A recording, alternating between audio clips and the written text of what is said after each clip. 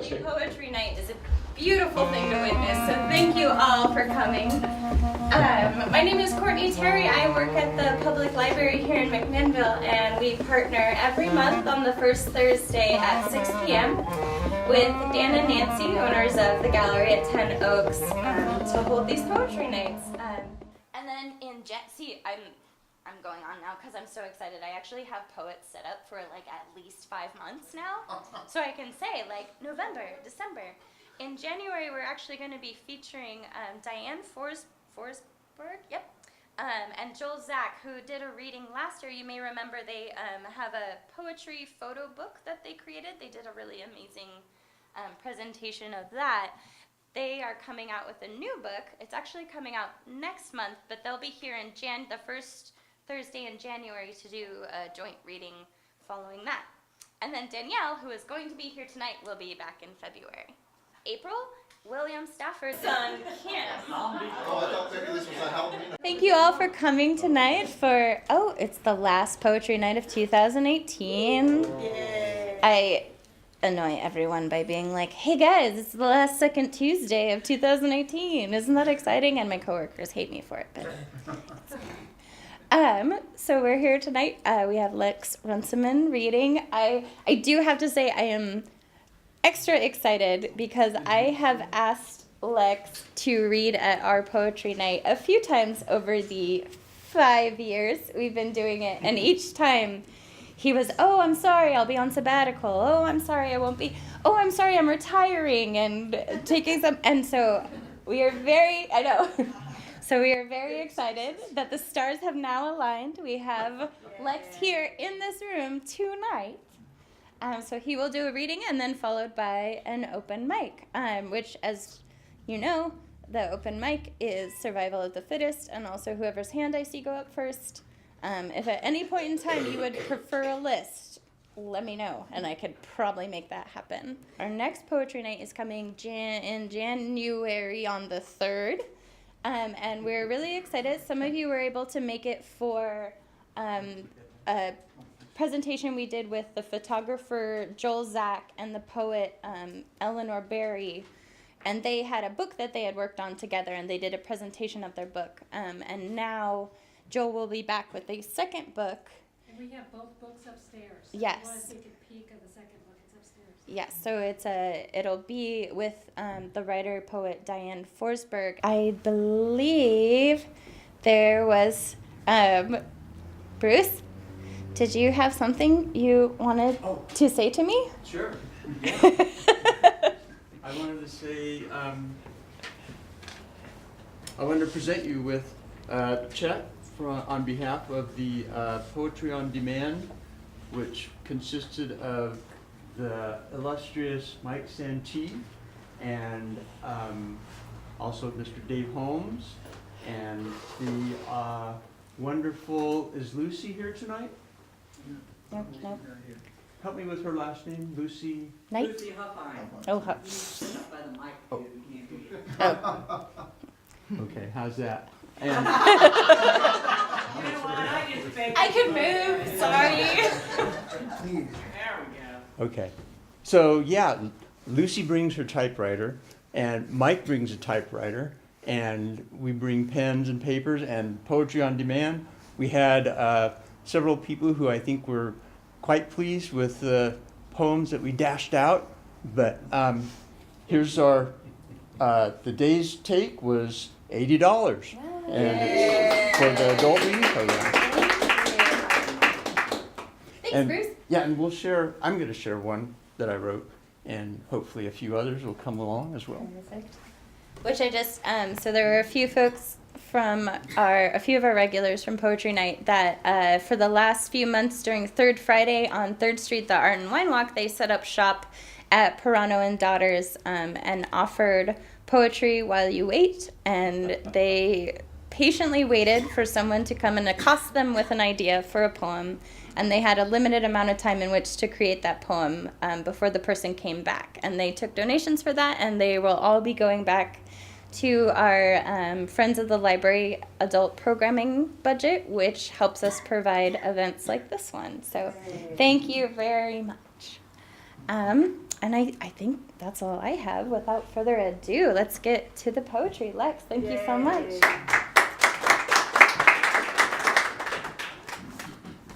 So, thank you for coming. Thanks to the library, thanks to Courtney for organizing all of this. Thanks to the people at Ten Oaks for recognizing that there can be some overlap and alignment of the arts. I think that's a good thing.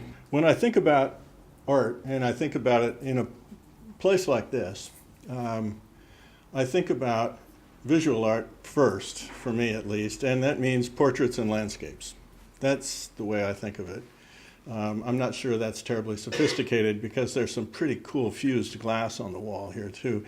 But that's my first response, and it seems to me that if you've got a landscape painting, it's going to evoke the place. That's its aim. And if you've got a portrait, it's going to try and evoke the person. And I think that poems can do that too. And so that's what I want to try and do tonight. I want to read some poems that are either more or less about landscapes or more or less about people. And if you can't tell which is which when I'm reading the poem, I'm available to answer questions afterwards. Yeah, and these are all from Salt Moons, which is the newest book that I've got. So, okay. The boat at Kelly's Lake. It was wooden, old white plywood, registered seismographically every weak breeze, every shift. The lake peaks widening as they circled, the underworld set heaving, air wriggling in brown explosions. Water plants waved like sound, pulled by a thick wind. God was by the pier.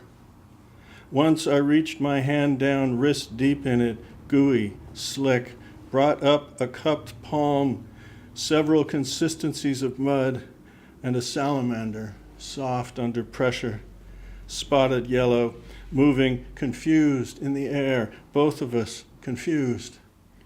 It fell back. And once in the water, how it fell, clear, slow, in its own heaven.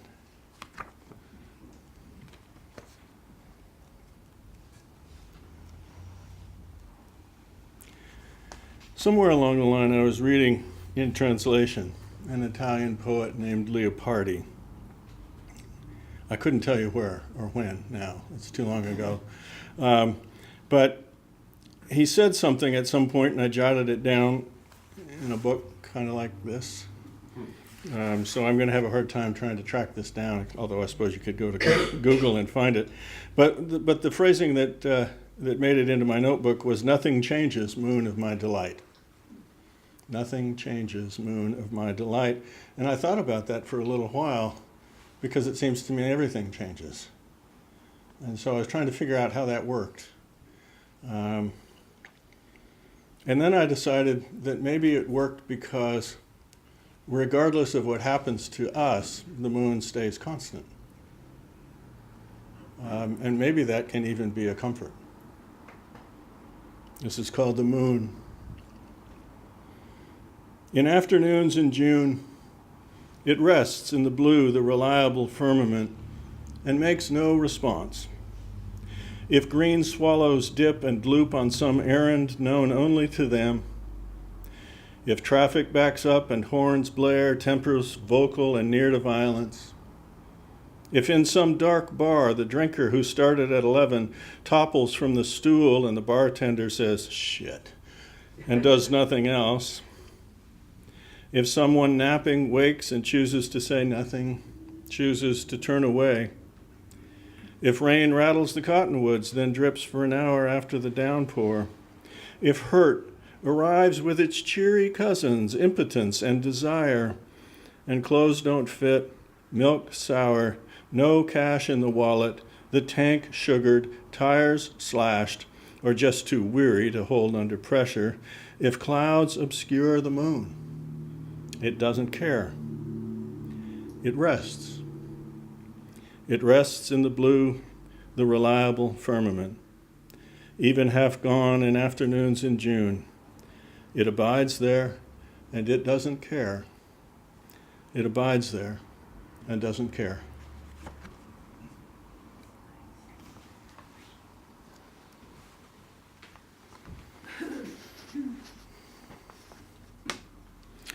There are any number of beaches in Oregon where, if you know where to look, you might be able to find agates, especially in the winter. In the summer when the sand's in, not so much. This poem's called Beach Agates. Wherever they were, with kelp leaves or the worn smooth centers of clams, or scattered with mussels' blue neon interiors, sea sponge and the shredded coral. As water foamed and advanced and gulls beat low into wind, these waited until we found them, amber or paler yellow, quartz white among red jasper, the blues black in the shade. They are liquid, hardened, seamed, flawed, occluded. They push memory such distances, imagining them humbles anyone. Look up, all is green and silver, the heavy surface of the sea. But these are light, each a particular light and smooth persistence. They ought to testify. They ought to say something beyond random currents, tidal order. They are the origin and dream of glass. Whatever they say is impersonal. Whatever it is beautiful.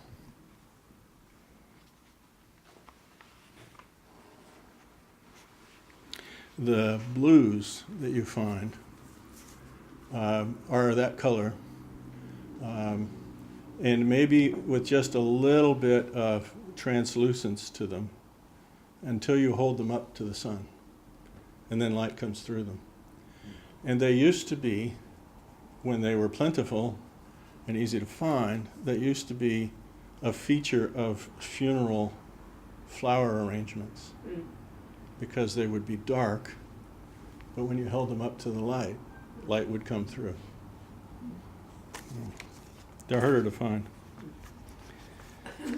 In 20 years, I think we have 5 or 6.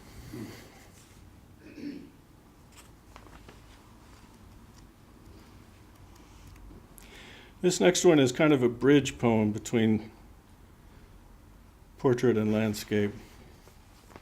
Because, I mean, if you look at the artwork that's on the walls around us, in some sense you're looking at the painter. Not the painter physically, but the painter's eye. And what the painter or the photographer or the glass artist wants to see, wants to make. This poem is about a little tiny watercolor. It's smaller than this. And it's dated A.R. Jr., 1905. I'm Alexander Runciman. My father was Alexander Runciman. His father was Alexander Runciman, who came over from Scotland. And this little watercolor I'm going to read you about was painted there and came over on the boat. It's called Light in Place, Edinburgh, 1904. He starts with blank paper 5 inches by 7, and brown, yellow, blue, ochre, bone black, and Chinese white pressed from tubes.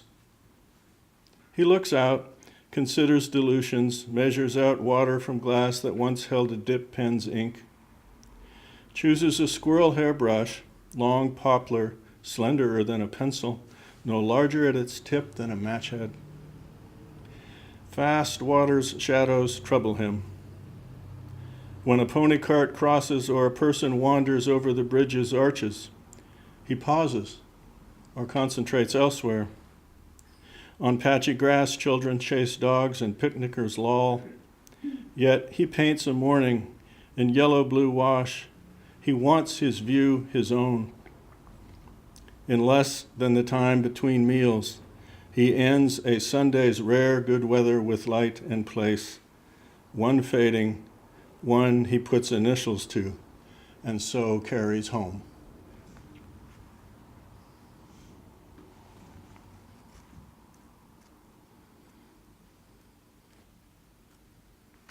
Okay, so now we're gonna move a little more into portraits. This is almost prose, but not quite. It's still lined out, but it's almost prose. It's from a poem called Two Stories and an Epilogue, and I'm just going to read you the first story in a sense. It's called Woman with Two Boys. A woman with two boys has made her selections, cart almost full, and she waits for the one checker, a man her own age, who has worked all day alone, except for time spelled by the butcher, time enough for a bologna sandwich half a knee high. Late in the day now, it irritates him, how his back hurts, and in the last hour mizzling rain has turned to large flaked drifty snow, white at the parking lot's far reaches shaded by trees. To think of the tires on his pickup irritates him, and the cleanup to be done alone before he can leave. Cart after chrome cart lines up, coughing grabby children, pork chops, Tide, tuna cans, bulk peanuts, Spam, and slick milk glass quarts. Blonde, middling height, brisk in her motions, short hair, large purse. Her older boy kicks the cart wheels, stands in front of the cart because he hopes he can hand the checker each item, one at a time. A silly wish, for no checker but one, and then just once, and not this one, ever went along. Still, he waits with a box of Cheerios ready to hand it over, which, at last, he does. The checker, about his father's age, takes it, smiles, and with his forearm moves the boy aside. It happens so quickly the boy thinks to himself, this checker has done this before. Moved, boys like him, with his left arm, no words, only a short, firm shove. The boy, also blond, is timid now. He watches the man's hands, how when he grabs a round red can, some of the fingers show brown hairs. All this while the checker talks to the boy's mother, something about weather, which, glancing out, they both agree could become a problem soon. The older boy likes snow. It's sound underfoot, but he doesn't interrupt. Then the checker, seeing at last the deep black hair of the boy's younger brother, seeing his broader nose and darker skin, the checker looks to the older boy, then to the younger again, then to the woman, and says to her, so who's that one's father? She had been reaching into her open purse, guessing at the total bill, wondering how far her cash this week would take her. The older boy sees his mother's hands stop. He hears his brother in the cart seat talking to a box of tea bags, saying only to himself, tea, tea, tea, tea. His brother is 3 and knows his letters. So who's that one's father? What a stupid question, the older boy thinks. Can't he see that's my brother? But his mother's hands have stopped moving. He hears almost a whistle between her teeth, a breath she holds for a moment, then says, oh, we found him near the carrots in produce. He's on special today. The older boy would laugh, except that he watches the checker's face go red. He seems about to say something, but he doesn't. Cart emptied the checker bags, everything, 3 bags. The woman has not looked up, not met that man's face. She pays with a stack of bills. The checker hands her change, which she counts, totaling it out loud, every bill, quarter, dime, nickel, and penny. She puts the change in her red wallet and the wallet into her purse, which snaps shut. On the way out, her younger son hands her the tea, which she may or may not have paid for. On the way out, they pass a gumball machine, and though he cannot say then why or how, the older boy knows enough not to ask. No gumballs. That was nice. Yay. Thank you. What was it called? What was it called? Two stories. Yeah, it's called the whole poem, the whole thing is called Two Stories. It's this woman and two boys. Okay. We're going to cross an ocean now. This is also from a sequence, but I'm just going to read part of it. It's called In Praise of George Reader. I think you'll see the scene, and there is a story to it, and I think you'll follow the story, I hope. In Praise of George Reader. Wind blows a baby stroller right off the wharf, right off the wharf, and 3 feet down to water. A woman shouts as the stroller rolls and sinks. You do not empty your pockets or remove your shoes, only your coat. You jump in. Do not notice the water's temperature, only that you cannot move as surely or quickly as you wish. If there is noise, you do not hear. The stroller floats with the current, does not entirely disappear. At last, you grab a handle, kick and scull, pulling it, stroller and child, to where someone else has let down a rope, which you wrap and knot with fingers that have thickened. The stroller passes you as they haul it up, and the child buckled in looks slumped, asleep, soaked. You shiver now. You have climbed out and put on your coat as a woman you have never seen kneels, hair in her face, as she works and works, pressing that small chest until she stops, leans back a little, the child moving, an arm, the child crying, water running down your face, the mother who has had to watch this, sobbing, covering her mouth, and even now a helicopter angles in against the wind, with the wind, the mother and child taken inside and lifted away. This is the purest thing you can remember doing, and anyone would have. This bright gift, a privilege you'd wish on no one. George Reader. He was a wharf master in a little town called Watchet on the coast of England. 2 more.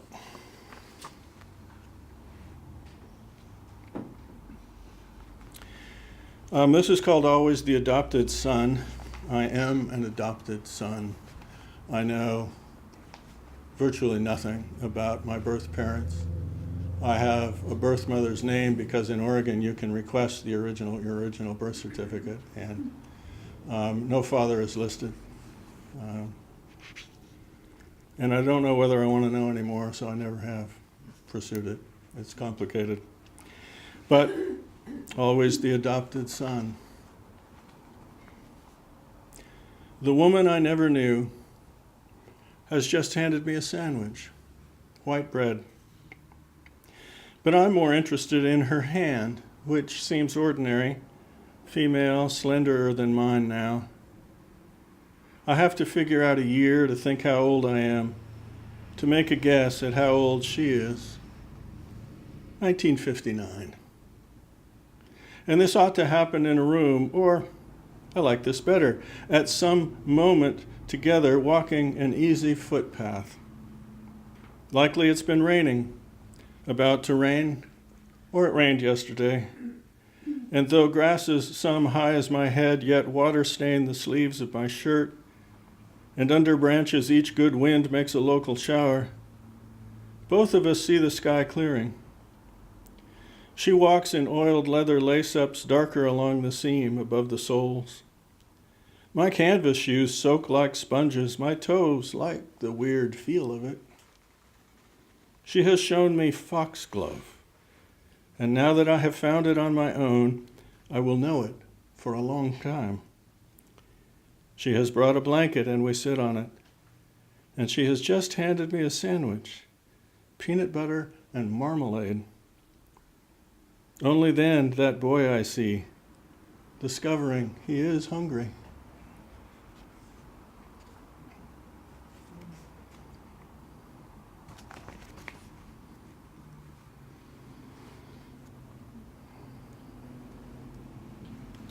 Okay, last one. We were traveling in England in 2013, luckily enough, in August, towards the end of August. And that was right when Seamus Heaney died. Seamus Heaney, a famous Irish poet, winner of the Nobel Prize. And it was a big deal in England. We were in the south of England. And the national paper that we could find the most easily was The Guardian, and they had a 2-page spread about Seamus Heaney. And I actually saw Seamus Heaney once in Portland in 2002, believe it or not. He was in Oregon on Portland Arts and Lectures. But it was somebody whose poems I'd read, and I'd seen him in person there, and I'd seen him in Boston at a conference. So that was the end of August in 2013. And we were in London a couple of weeks later. And this poem includes mention of something called the Ondaatje Wing. You have to know that that's part of the National Portrait Gallery. It's a wing that was no doubt endowed by a family named Ondaatje. Whether it's related to the writer of The English Patient, I don't know, but it's the same spelling. And it opens a foyer with a sort of main floor gathering space with just a very few things hung in it. And it opens a half an hour before all the rest of the galleries are open. And so I wanted to get there early one day because there are way more paintings in the National Gallery in London than you'll ever see in your lifetime. And I try and spend 2 hours there whenever we can get the rare chance to be in London. So that's where this is set. London, September 15th, 2013. I should tell you that the National Gallery borders Trafalgar Square, if you've never been to London. The National Gallery borders Trafalgar Square, and there are 3 plinths that have big, tall plinths. I'm looking for a synonym. Stands that hold statues of one sort or another. And the 4th one is a rotating thing. A London artist or an English artist or somebody, I don't know who chooses, gets to put something on the top of the 4th plinth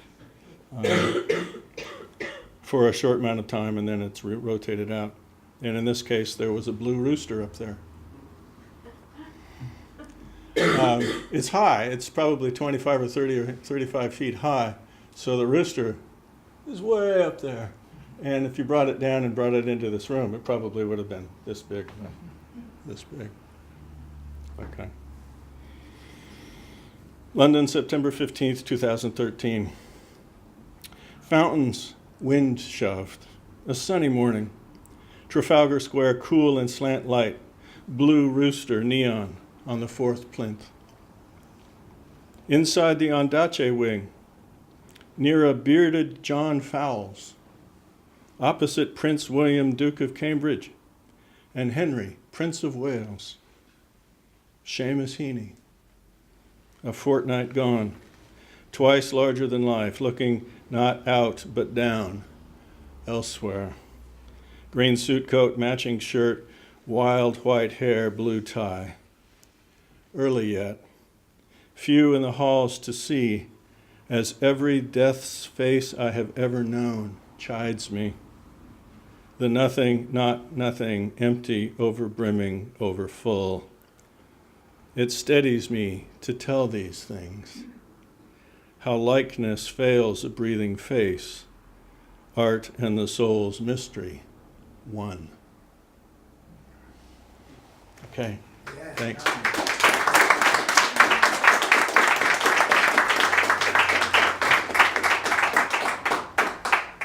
Thank you, Lex. And Lex does have some of his books of poetry for sale, so please grab one. We'll move on now to the open mic portion of Poetry Night. I have this image in my head of being like, who wants to go? And then like seeing all these hands. But who would like to read their poetry first? Okay, thanks. So I got a couple of poems about simplifying life. Did you say your name? Oh, my name is David Holmes. I was asked to write a poem years ago about a statue that's in downtown called "Look Up," and I was standing by that statue, and this guy walks by with his head buried in his cell phone, and a couple of teenagers. I thought, this is what this thing is about. So it's about simplifying life a little bit. Unhook, unplug, exit the daily grind, disconnect from the incessant drone, look up from the next texted line. Straighten your bent neck and look me in the eye. Enshrouded by the latest technologies, masked in digital mysteries, your humanity lies. Look up. Poetry can't be written using only your thumbs. And true music can never be sung by reducing sound to digital frequencies and funneling it through earbuds and MP3s. That type of music only gets skin deep. The sweet sounds and harmonies of the soul can never be produced by binary code. Look up. You have reduced your friend to a single vowel and limited laughter to the letters LOL. Look up. Our poets have traded their quills for controllers, and our sirens have been reprogrammed by flat screens. The artists no longer press their fingers into the clay, but click mice across digital displays. Look up, unplug, for there are always shadows under a bent neck, and inspiration speaks softly to the ear and eye in subtle shades and textures across multifaceted skies. Look up. Life's true rhythms can't be found in electronic arrays, and no matter how sophisticated the technology, it can never match nature's display. Look up. Look up.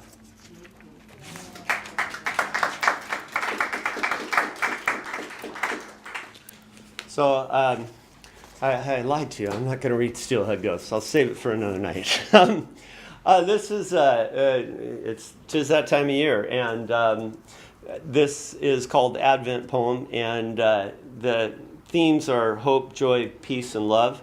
And I'm not big into formatting, but this one looks like this on the page, and it kind of adds to the poem a little bit. But I thought about the themes around Christmas, and we see them in bright lights and everything. And I thought, could I reduce it to their simplest forms? Hope.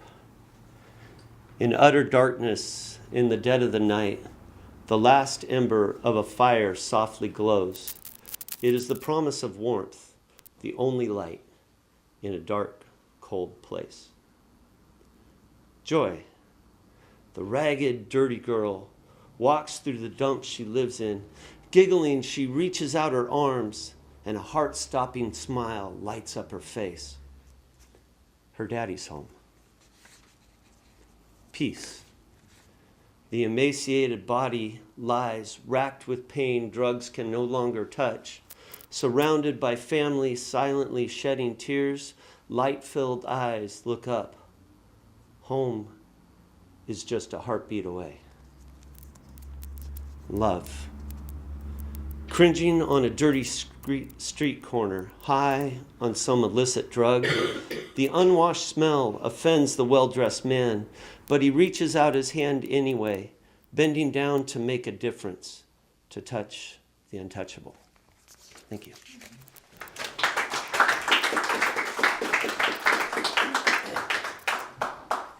Thank you, David. Patrick? Oh. And then is there someone in the back of the mic? Okay. Yes? Oh gosh. There's so many of you. I saw you. Yes. Okay. So it's time to put my teen angst epic poem to rest. Those of you who need a recap aren't going to get one because the recap would last as long as what I have to read tonight. I will begin with the last couple of lines about one of my primary characters, Marie Angelique. The boys gape and forget to breathe. Psalms become limericks. Johnny Doss wipes the drool from his chin. Someone mutters about how she's a screamer, as if anyone could get close enough to know. They know her daddy's the sheriff. Ring-a-ding-ding. The bells toll on the old clutch. Nicky Hollister fondles his stick, cupping the battered cue ball in his palm. No one plays the game without Nicky. Stomps the pedal and spurs his big engine to roar. Mostly he gets a cough and a carbon footprint. The octane spread thin since the sergeant went on a bender, and Mother Precious drained the cookie jar for a week at the spa. All Nicky really knows is what's in the mirror. Blonde curls and a dimpled chin, soft brown eyes, a star between his brows. Bought his first and only hooker at 14. Learned that some itches could be scratched, others needed penicillin. That Mother Precious could swing her fists and laugh at the same time. Got his picture in the paper, shirtless. Never needed braces. Throws a ball like 150 yards, runs like a bull elk. Sports those chrome wheels that Patty wants. Ooh, a hand job would be nice. Safe. If only Nicky knew. It's the low expectations that'll take him down. Soon enough, he'll be a 40-year-old dick with a hairy belly and a knife wound, shirking child support payments, cruising Main Street in a beat-up Buick with a loose tailpipe. Tonight, he's Adonis. Whoa, there goes Scotty Jack's ass again. Damn, that boy is round. Full moon, baby. And newly branded on that pink palette, a handprint. 5 angry digits. Looks like a turkey at a kindergarten art party. Whose hand is that who made their mark? Billy the Zit puts his mind to the mystery. Patty O'Brien grips her wrench and cracks a lug nut free. One more boyfriend, didn't even have to wash her hands. Hell, just sucking her thumb launched Nicky's rocket. She should have him bronzed. Give him a permanent smile. Darwin, Lila croons, shameless in her glee that another boy's seed went wanting. Genesis, comes the chorus, a tough rhyme in any crowd. Squeaky as old bed springs and a threat to the peace. Beer and the Bible are close cousins in Foothills County, always looking to throw a punch. Full moons gleam at all points of the compass. Another keg, another warm night, the soft lap of laughter.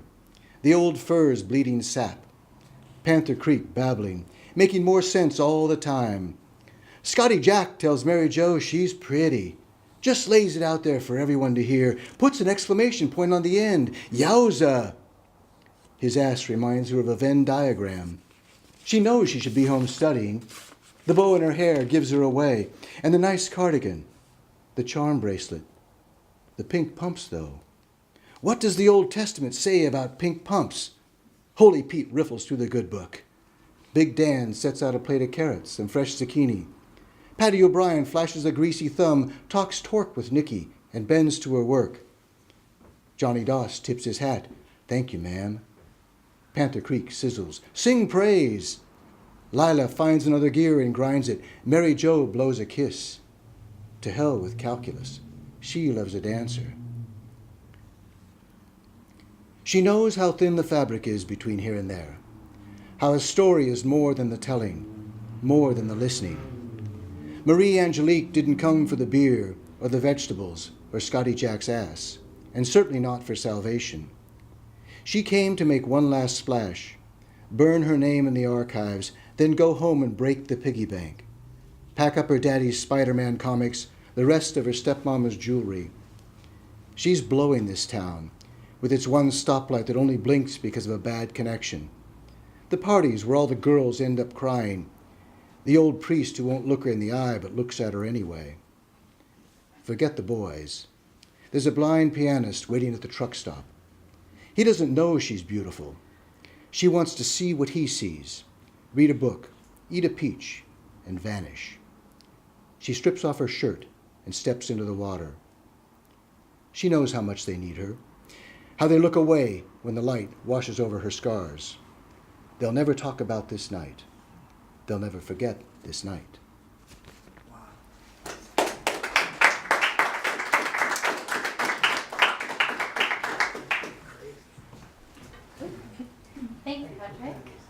And then, so there's a lot of pointing going on in the back of the room. Mike, did you want to go? I was thinking about it, and I think maybe we'll go with the people at the back of the room so they can travel up, and then it's. There's no logic in that. There's no logic. It works. I just don't want to hurt anyone's feelings. Quick ad, Paper Gardens. We have lots of, from times past. Got lots of time. We've been doing poems, poem While You Wait. And a couple came in, and they had 3 children. And they said, okay, one of our daughters, her name is Ricky, and she's a reader, and she's literary. So we'd like a poem for her. For the lover of words, what you say and how you say it, give your words the music, the meaning and the feeling of the song of who you are. The stories you read show you the magic of imagination, a magic you know because it is part of you. Those stories you tell yourself can be crafted with words into experiences for others to feel and to learn by. Be humble of your gift. Those songs may come easy in your mind, but writing them to the world takes courage. And another one that said, I want a poem about feathers. Oh, geez, feathers. Yeah.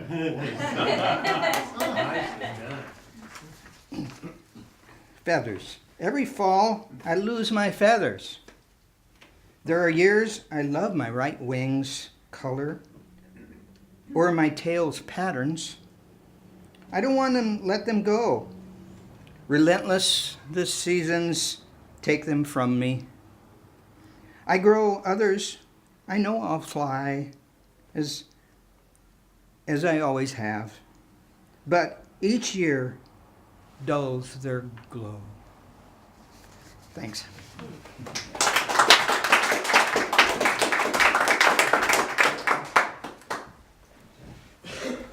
Thanks, Mike. See, that's a level of poetry night we're on now. I don't even have to say anything. I can just be like, yes. I don't even have to raise my hand. I didn't. Thanks, Courtney. Yes, please introduce yourself. My name is Ari Radical Expression, and like Sarah McLaughlin, I've been working on a mystery lately. And well, you see, the misdiagnosis of Colby Jerrell just never sat right with me. So tonight, I'd like to share some of my schizophrenic mind with you. And my hope is that such a gesture will help me get to the bottom of it. So this first one is called Dematerialize and Re-materialize. And it's a prayer that I wrote when I felt like I had no other options. And at the time of writing it, I decided that the musical accompaniment should be Your Own Personal Jesus by Depeche Mode. So here goes. Please, Pantheon, send me away. There's no choice beyond body decay. My spirit is trapped, my head is retent, my heart beats for them and can't march its way. Gravity holds unfortunate weight. I need to come home to return with cleared slate. I will never be holy as thou, but to overcome this, I need a way out. I am resolved to protect this temple of me, though embodied, the unjust just won't let me be. So please do what you did when Rome raised the cross. Please release my light from this body they boss. Before I am lost in cacophonous sound, please bring me back home. Please take me take off this crown. In your likeness, being will be clear. Then I'll live once again, snap, reappear.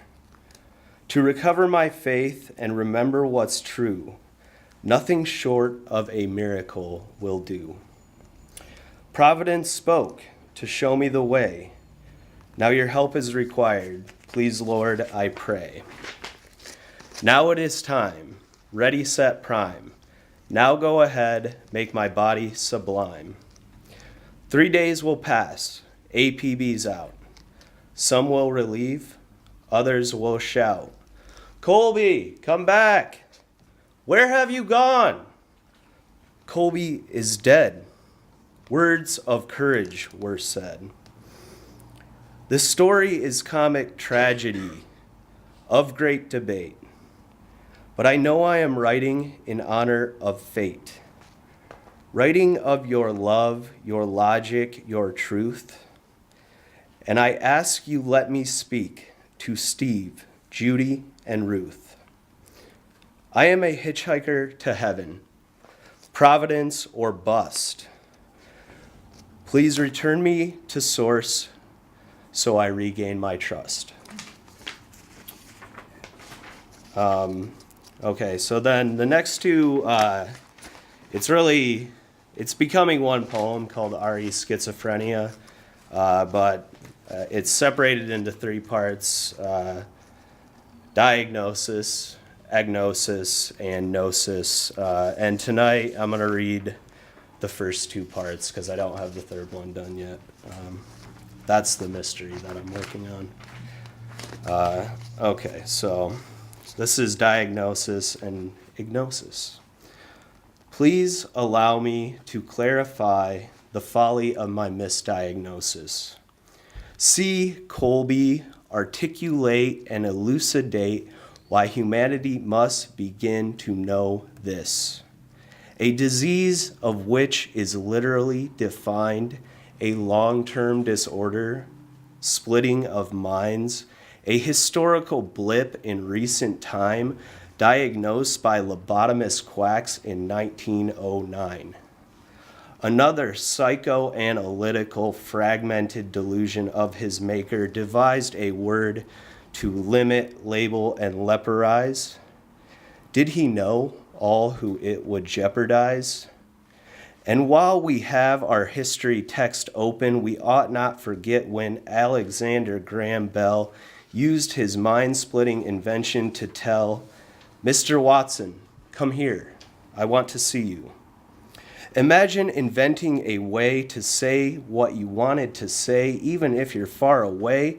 I would posit that the mind literally split from the body there and then, only so it could shortly thereafter ask Mr. Watson to put it back together again. Fission begs the question of fusion. Now let our schizophrenic mind reminisce back from 1876 to our present time. What a psychic mess. My face and my space and my instant grams dematerialize in a cloud of confusion, delusions, illusions, and shame. An age where your worst moment can bring instant fame, or a bitter bit troll can render you lame, and of your friends, followers, subscribed, not one exists in this human tribe who exists on the net as they are alive. So I humbly ask that you take me at face value. In doing so, we shall render the mind and its matter together again.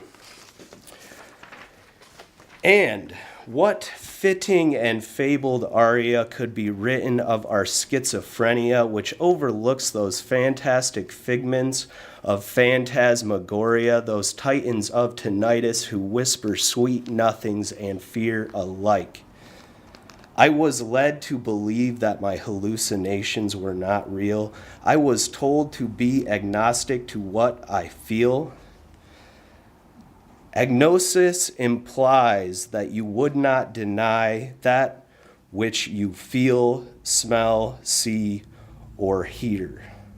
What a greater segue to fear, to shroud the source of your divine intuition in apparitional mystery, potent paranoia, lacking of fruition. It was the undoing of our mental divisions, which created your newfound vision. I pray that my brothers and sisters who've been cast aside, afflicted, I pray you begin to rise convicted. For the only thing to fear is fear itself.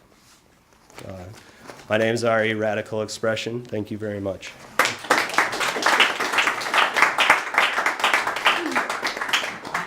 Thank you, Ari. It was a flawed system. Oh, okay. Apparently. Well, I got, he's a hard one to follow, especially if you have Yeah, you whimsy, damn right? it. Whimsical poems.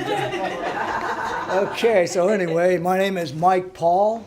I write a little bit here and there. So anyway, I got a couple small ones here that I'll read to you for your enjoyment and mine.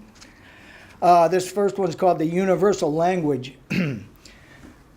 Fire talks in tongues that lick like a snake sensing warmth, or a lizard snapping after so many of those bug-like embers riding up the rising streams of air. Fire talks in colors. No one claims to understand, but everyone gets the meaning. A language built on red hues. Do you like orange? The fire asks. As you stare into the flames, in your head you answer yes, as if you're hypnotized. Fire is Braille for all. It always says the same thing. Don't touch. Okay, that's my fire poem. I write a few poems on fire. My other one that I want to read, if I may, it's kind of a prose thing here. It's called Time Out on Age. Some people are hung up on age. I am not. I say it's time to call time out on age. There is nothing you can do about it anyway. Time is the master, and age is like time's little bitch lawyer. Age seems to try and dictate what everyone does. People say to age gracefully. Let's just admit it and move on, okay? It all ends the same. Someday I'll quietly slip into the next phase, as will you. That sounds so much more doable. Not nearly as foreboding as, say, everlasting sleep. At that point, I don't want to be marveling at what age I am anyway. I was a kid once, had no use for time. Kids don't even understand time. It's irrational to them. Time was measured in daylight hours and games. I started working at a young age, never gave it a thought, didn't have time to. A child was born and needed a roof and food. She didn't care what age I was. My mom didn't care how old I was either. I was her baby right to the end. And she was pretty long in the tooth, believe me. No counting of years to her. My loving mate doesn't seem to mind my age. Of course, we're in it to win it. It helps that she appreciates an older dude. Age can be measured many ways to many people. Number of grandkids, years on a mortgage, wrinkles on a face in a mirror. Too many ways to count. So my point is, life happens all the time. May as well enjoy it. Okay?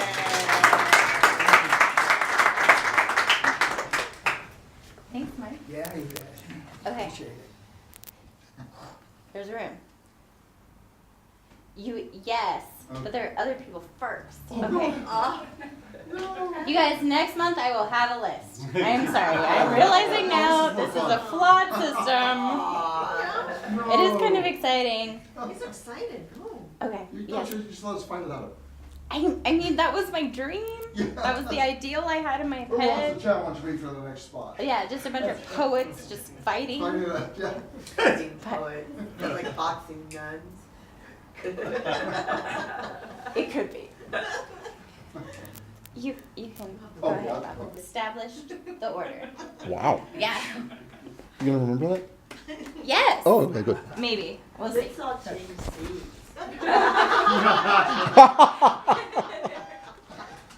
That would destroy me, so please don't. I was actually planning on coming to the reading and opening mic last month, but I had a bad reaction to some antibiotics, and I was just spewing my guts up. And I didn't want anyone to get confused between that and my poetry, so I didn't come. That being said, I've got a couple of poems here about Christmas. One a real short one, and one a little more recent.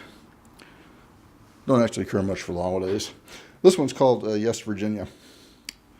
To the rich, riches, to the poor, poverty, this is the gift of Santa. To the young, the belief that you are what you have, this is the gift of Santa.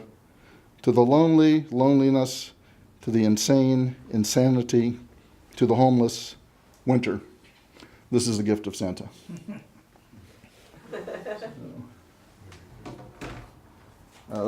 That's old. That's about, 20 years or so, but it's Christmas.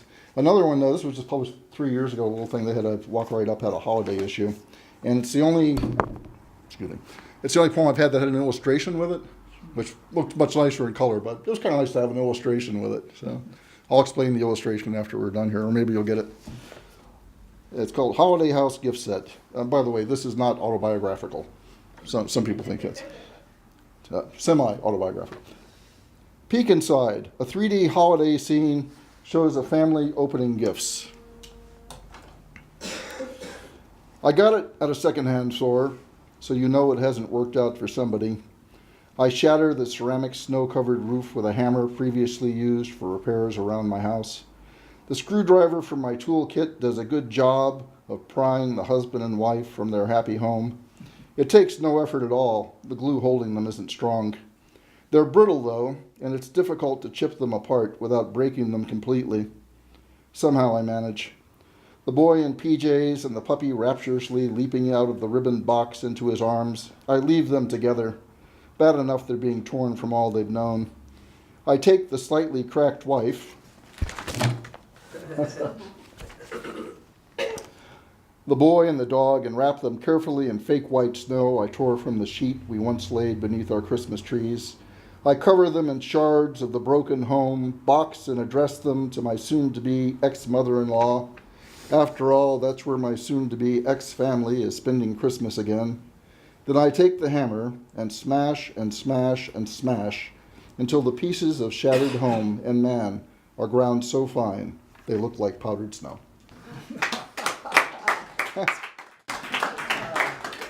That ought to give you a little respite from the holiday cheer. Yes, all right. That's awesome. Thank you, Bob. Patricia, would you like to read? Hi, Patricia Farrell. Isthmus. Imagine the work to unload and repack the precious burdens born in a fragile coracle. To haul the treasures from one danger to another across a thin bridge of connected firmament, the foaming seas scouring the edges, the headland too fraught for clear passage, and then to step from safety down onto the slick shingle, back into the bobbing vessel, clutching your parcels of beloveds, praying for mercy, light, and a smooth wake. Can I read a second one? Yes, please. On the way to the barn. The dark first light of morning on the way to the barn, drizzle and mist. The owls are watching me. Their conversation has stopped. Heads are turning, ears rotating. Do they know me? The rasp of the barn door, the smell of hay, tail of a vanishing mouse, the stirrings and greetings of the animals. The light rain sounds like a downpour, so loud I don't turn on the radio. What news could be better than this?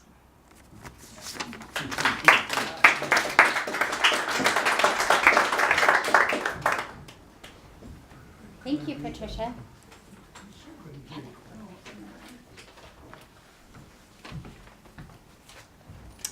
Heather Sharfeddin, and I'm actually more of a long-form writer, and this is part of a larger work called The Little War.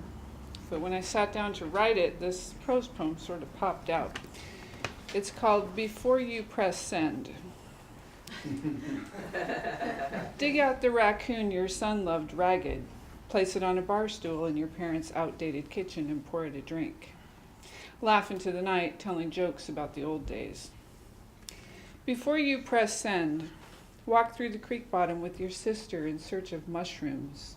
Stop to pick burrs from the horse's mane and marvel over the decades while you recount each prized stone you flung. Swim in the river with your skinny son. Describe the dead sheep that swirl in the current of your memory.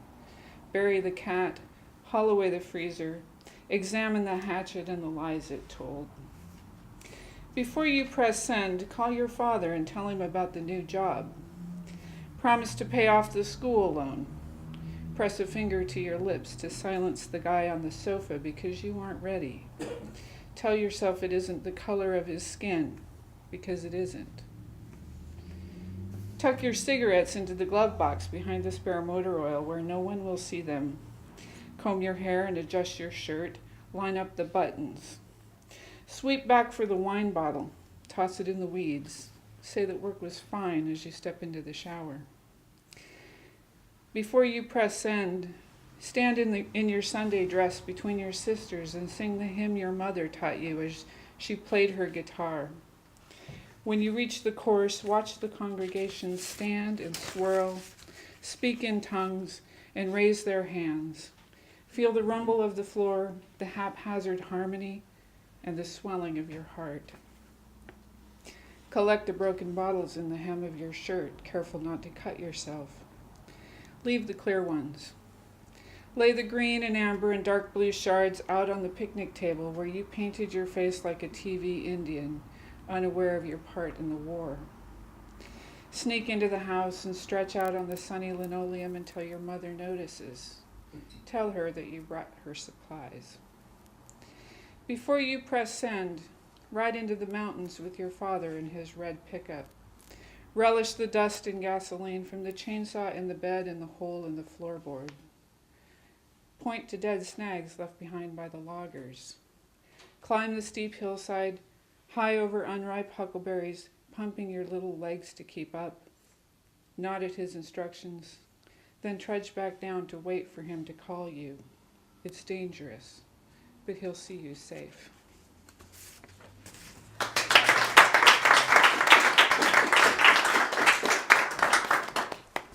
Thank you, Heather. Rebecca.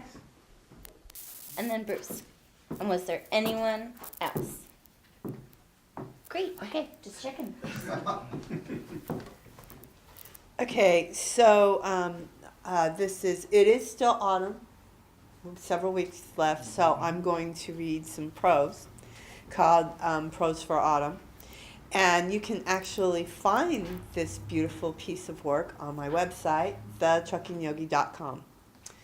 So, What? Did you say your name? yes, my name's Rebecca Suzanne, Okay. and I'm the Trucking Yogi. Namaste. The Trucking Yogi. And I just lost my thing. Oh my. Okay, so I will tell you really quickly.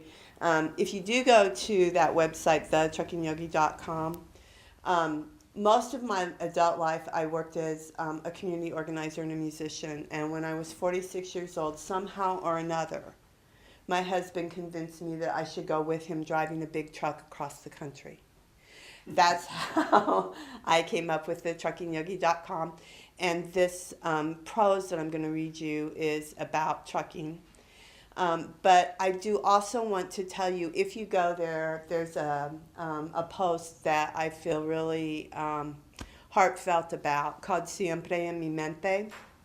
And it's about a trip that my husband and I just recently took to Caracama, Son Lancho, Honduras. And I was a Peace Corps volunteer there in my 30s. And I helped initiate the first alcohol and drug addiction rehab center in Central America. And it's doing great, and they had their 30th anniversary. And we hear such horrible things in the news about the people in Honduras, and If you go there and you read that, you'll see a bunch of wonderful people in Honduras, but there are problems there that are real, but it's a chance to kind of see a little bit of happy news about Honduras, so check it out. Okay, but in the meantime, this is called Prose for Autumn. Seems we don't travel that road much these days. I-40, New Mexico, Albuquerque, traveling on eastward out into the desert. It's one of my favorite places to watch the stars when Mr. Yogi and I are out working in our big truck. I think of those nights now, those nights at midnight, silently looking up at the million stars twinkling back down at me, those nights in silence, in solitude, as I say thank you to the universe for my safety, for my life, for the opportunity to be. I think of those glowing stars in the darkness now because autumn has come. Mother Earth tilts farther and farther from the sun. The sun slips away from me earlier and earlier each day. The light, so bright in the form of the sun, now only peeks at me like tiny diamonds from the starry sky. In her beautiful and emotionally stirring ballad, Firefly, Austin, Texas singer-songwriter Susie Stern wrote these lyrics. Like stars lost earthbound, fallen stars talking code to the sky to find their way home. Yet the star, long since dead, still sends her light home. I have to think of the turn of the season that way, the eternalness of it all. In ancient times, people had an honor for the season in a way that seems very distant from modernity. History teaches us that in ancient times, when the darkness of the year came, people honored that by turning inward. How my soul always longs for that space, that place of quiet, of stillness, where inspiration is born, where the tiny spark first shows itself to me and asks for my care. The spark asks me to nurture it into a thing of brilliance and beauty. I am torn between the need to engage in the 21st century world of busyness, of much doing and little being, versus the timeless, ageless, aching place of stillness where creativity takes form. Hundreds of years ago, in the place we now call the U.S. American Southwest, where I look to the star to feel my connection to the timeless, the native women of this land looked up to those same stars. They prayed to those same shimmering lights, asked for the wisdom of the light reflected in the sky's glowing diamonds to shine within their hearts, to make them wise, to keep their children well, their men safe. We come here to earth, we live, we love, and then we leave. We embrace the gifts we bring with us. We try to make those gifts shine as best we can, so that when we are gone, the effects of those gifts will remain like the light of the distant stars. The sun slips away from me, but the stars come to remind me of the eternalness of it all, so that when my corporal light glows dim, the effects of its gift still sends its light home. Namaste.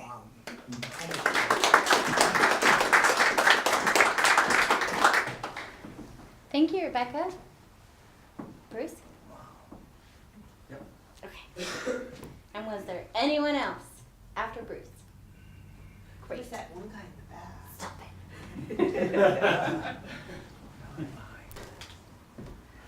it. Okay, this is a poem that I had the pleasure of getting a suggestion at the Poetry on Demand event not too long ago, and kind of evokes a Christmas sort of spirit from the standpoint of it was requested for an 8-year-old boy who loves the kind of things that I loved when I was an 8-year-old boy.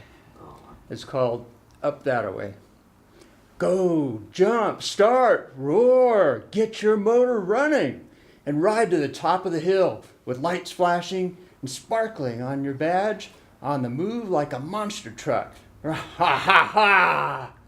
Venturing up and over the top where the view is fantastic and the eagles soar so sweetly. Oh, and by the way, don't you just love the smell of diesel in the morning? Thank